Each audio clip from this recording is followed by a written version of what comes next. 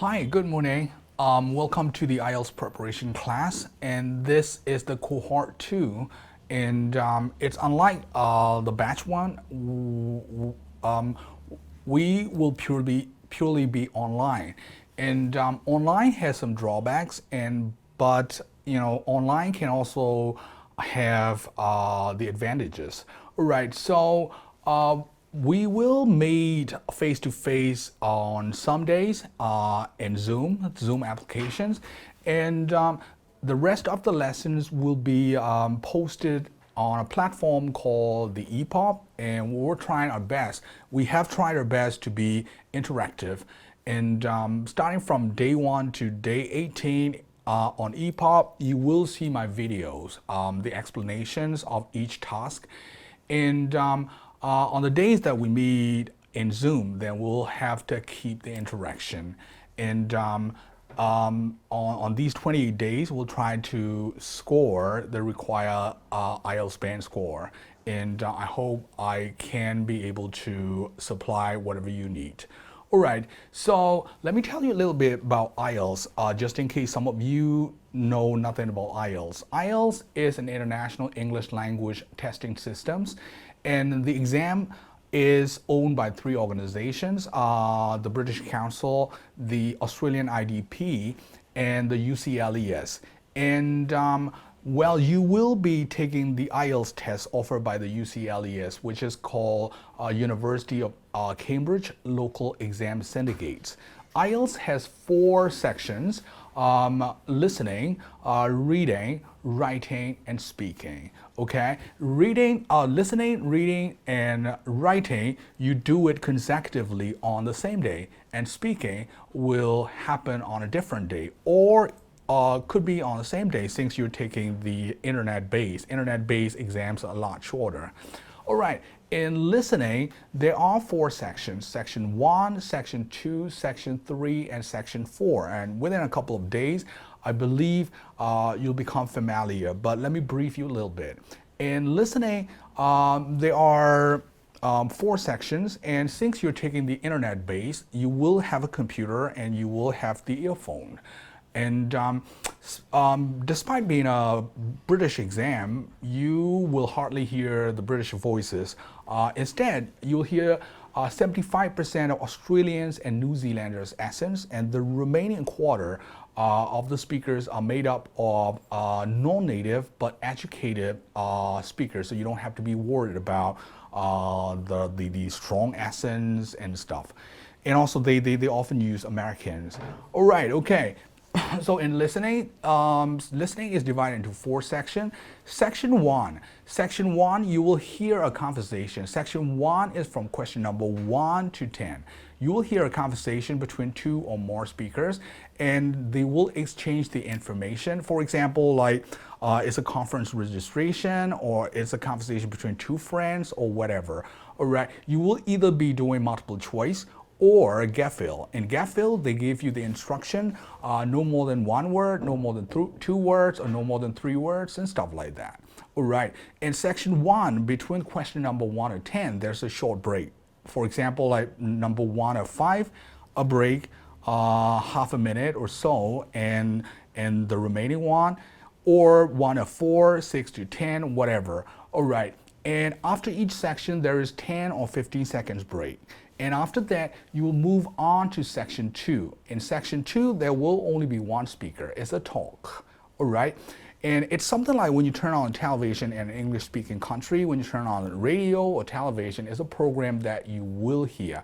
Again, you will either be making a multiple choice or gap fill.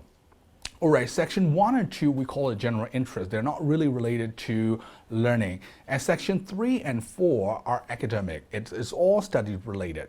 All right, in section 3, there will be 2 or more speakers. And again, they will exchange the information, but it's always related to study. It's about like a workshop, it's about a presentation, anything that has to do with learning.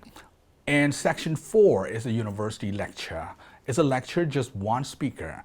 And section 1, 2, and 3 each has a break in between, but section 4 has very, very short break, like about 5 seconds. All right? And the audio itself plays half an hour, 30 minutes, and you will be given. All right, no, you don't have a question booklet because you are taking the internet base. All right, so it takes about, let's say, 30 minutes. All right, and after that, you move on to the reading. Okay, and reading, it's an hour. There will be three reading texts, and then each reading text has at least 12 to maximum of 14 questions. All right, and altogether there are 40 questions. 40 questions in listening and 40 questions in reading.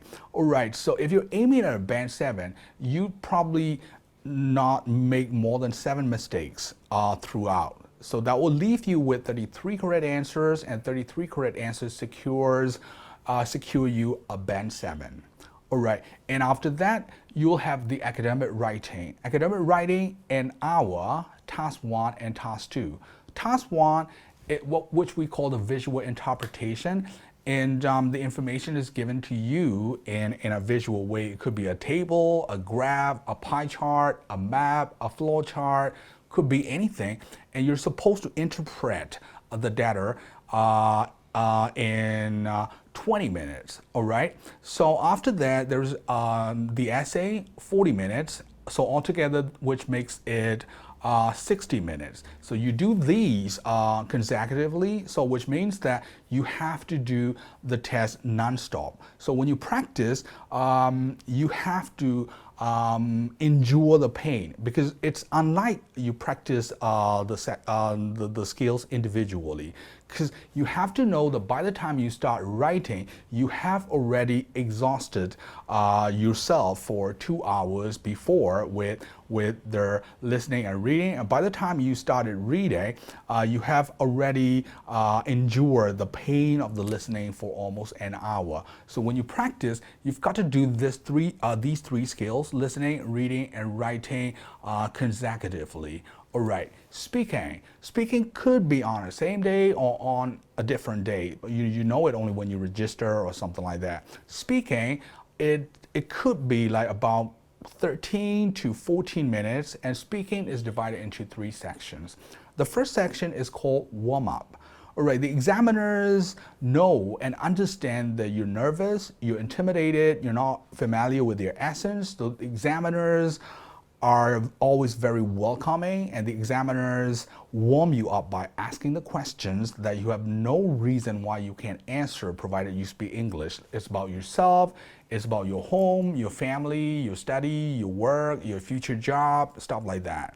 All right, so when the part 1's time is up, or when the examiner starts feeling that you are ready for part 2, the examiner will move on to the part 2. Part 2, which we call the individual long run, has a roll card. Okay, that card is given to you. That's the only thing that you see throughout, because the whole test you will hear only, but in that roll card, there are prompts like, okay, for example, talk about a teacher that you are impressed with. For example, when you meet him or her, what he or she teaches, what you like about him or her, stuff like that. And the examiner will give you a pencil and a piece of paper, and the examiner will tell you, okay, you have 1 minute to organize your thought and write down if necessary. All right, and when the time is up, you have to talk between 1 and 2 minutes using these notes. All right, and after that, there will be 2 follow-up questions, and the examiner will move on to part 3, discussion question. And part 2 and 3 are always related. If you talk about teachers in part 2, then you will be talking about teaching, education-related questions in part 3. If you talk about historic place, then part 3 is about traveling, tourism, and historic place. All right, so that's all about the IELTS test. Okay, and well, I hope we can work together to earn your required score. All right, so let's face it together.